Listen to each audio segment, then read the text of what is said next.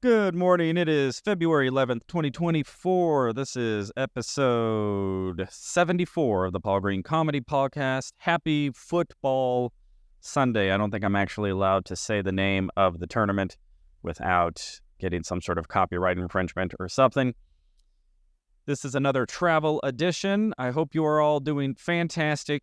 This is a podcast by a dreamer for dreamers, stand-up comedian and actor, just out here trying to figure out this game. So I have been in Temecula, California all weekend performing at the world-famous Pechanga Hotel, Resort, and Casino. It is a very, very nice facility. And overall, I had a great time.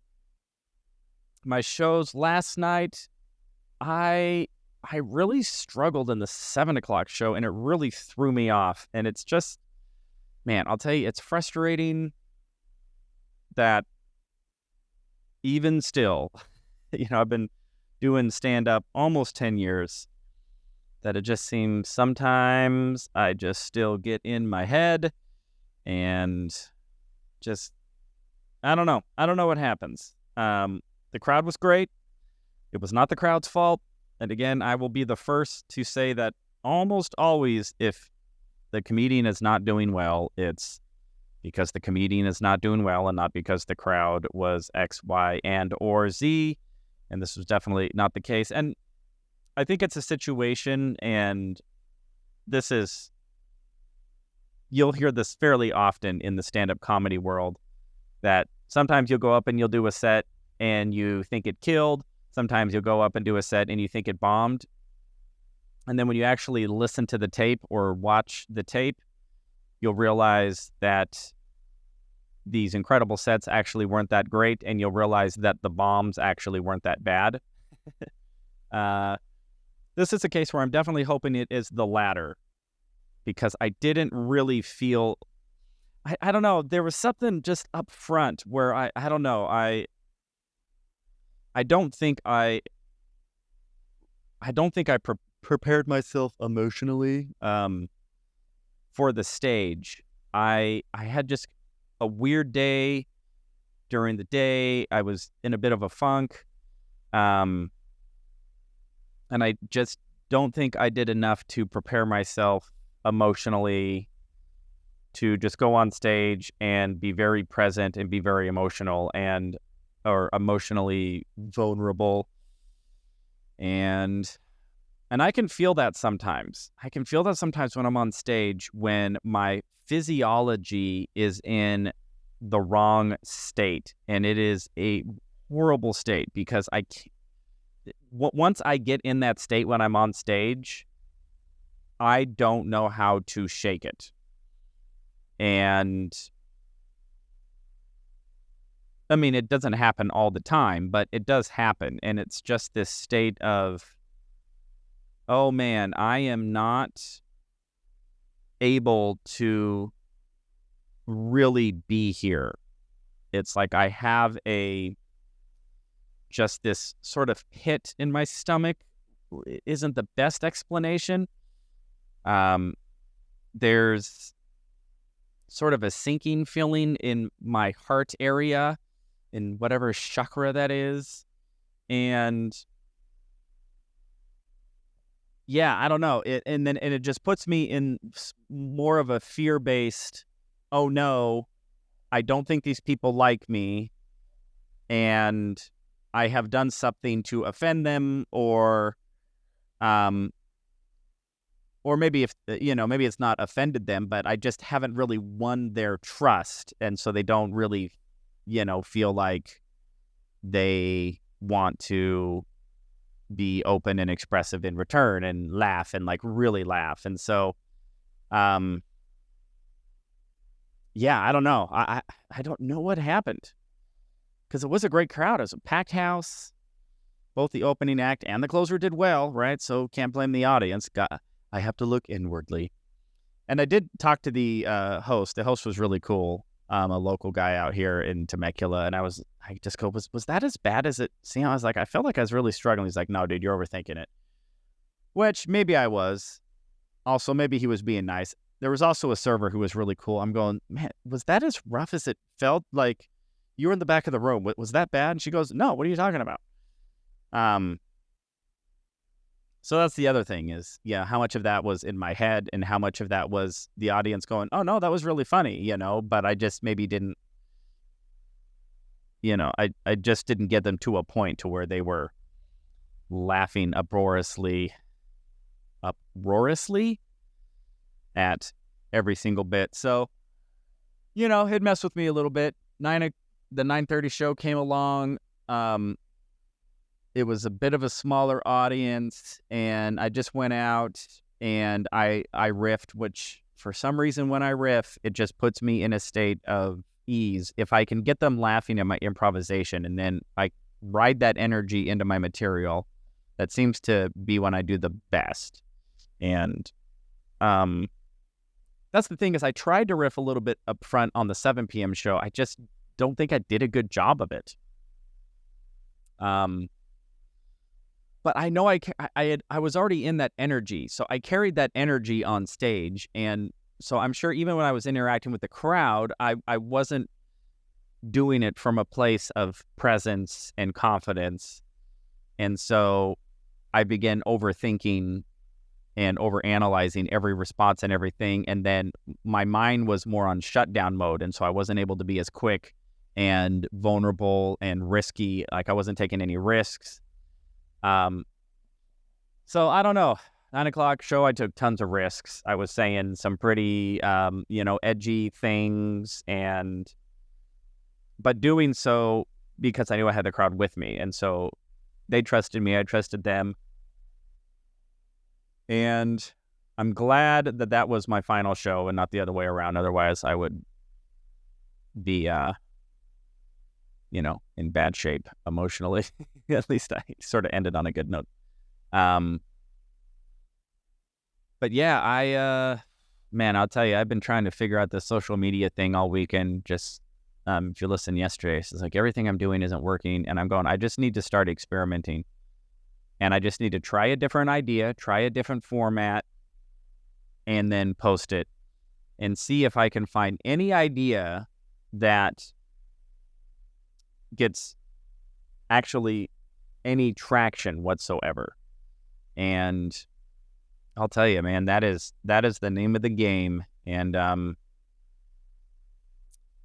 so I actually had an idea and I filmed it tonight. I'm actually a little nervous because I realize that what I'm actually doing, I'm going to be very real. And again, this podcast is all about me being transparent, is there was this guy who used to do TikTok videos and he had a very specific format and he was a comedian and every single one of his videos was the exact same format, exact same music. And they were really funny. And he was kind of complaining about work. So all of his videos had to do with, it would usually start with the customer saying some sort of thing that customers, like you just think of like a retail store or a grocery store, something that a customer would say. And then he assumes the role of the employee and it's like, what is the employee actually thinking?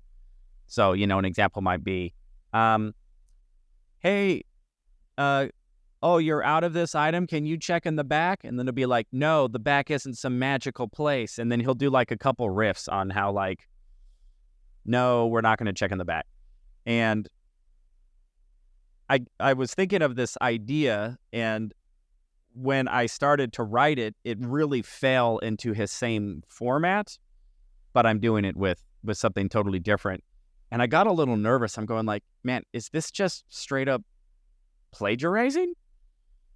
Because I'm not talking about the topic at all that he's talking about, but the format is very similar.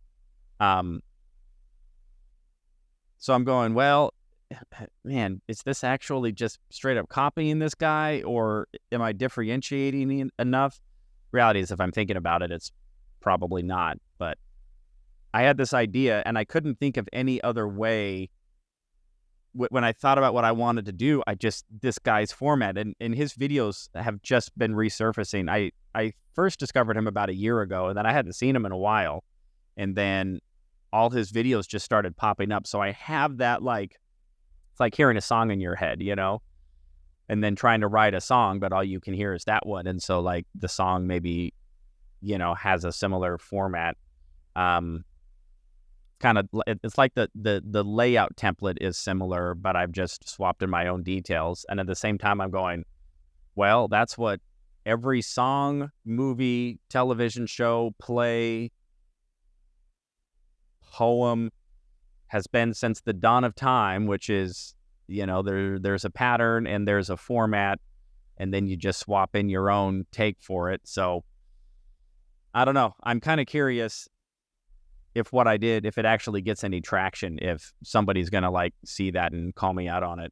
See that, I mean, I'll tell you, the amount of, like, fear-based thought process that goes into just putting anything out there. What are people going to think? What are they going to say? Are they going to oust me for that? Oust me for this? What's funny about that is the video that I posted actually talks about I'm calling to attention that phrase, fake it till you make it. And the joke is, fake it till you make it. Yeah, that only works if you actually make it. Otherwise, you're just a fraud and a failure. So anyway, and then I just have a couple taglines. But again, it's like almost beat for beat, very similar to what that other guy was doing. To where I can almost feel his cadence, like the cadence that he established in my in what I'm doing, and like how I do the music and everything. I'm just going, man, I really am just like plug and playing this other guy's format, and I don't know if I will feel good enough about that. But man, it's like coming up with a brand new format as well as the content to put in the format. It's so hard to just not look at, oh, well, this is what this guy has been doing that has been successful, so I'll take what he did and then put my own spin on it, do my own take on it, I'll just be the Bill Gates to his Steve Jobs. I don't know. So I posted that first video tonight, and who knows, maybe it won't get any traction anyway, and it'll just have about the same efficacy as every other video that I post, which is not much. It was interesting. I was talking to both the comics who were on the show tonight, and just talking about how much the comedy game has changed, even over the last couple of years. But the headliner has been in the game a long time. I think he's in his 60s. He might even be pushing 70, and still very healthy and very, very funny. You can just tell, he's just honed his craft to the minutest detail. He was so funny, and he was just talking about how, yeah, when he came up, it was you get your 7-minute set, you go to New York, you go to LA, you try to get that set in front of any of the bookers for late night or whatever, and then you get that late night set, and then hopefully that leads to TV acting deals, and up you go. And it's just going, yeah, today's market, it just doesn't seem like that exists anymore. I mean, it just seems very rare. People don't even really watch late night television, and everything is online, and everything is streaming, and everything is social media, and capturing people's attention in 3 seconds, or they're going to swipe right away. And a lot of times it's probably less than 3. So yeah, it's just really fascinating, and it is really hard not to get discouraged and to look at that and just go, man, how the heck am I going to cut through just millions and millions and millions of content producers and comics and performers and content creators? And there are content creators that's their full-time career. That's their full-time company, is to go at social media and be successful at it. It's like, well, I'm competing for the same eyeballs that Mr. Beast is competing for. Is my little video going to be more interesting than a Mr. Beast video? But that's the game. And at the same time, not only am I competing against Mr. Beast, I'm also competing against every movie on Netflix, every movie on HBO, every movie on Showtime, every movie on Hulu, every television station on Dish Network, every YouTube video ever, Amazon Prime videos. Yeah, I mean, it just, the saturation of content is just mind-boggling.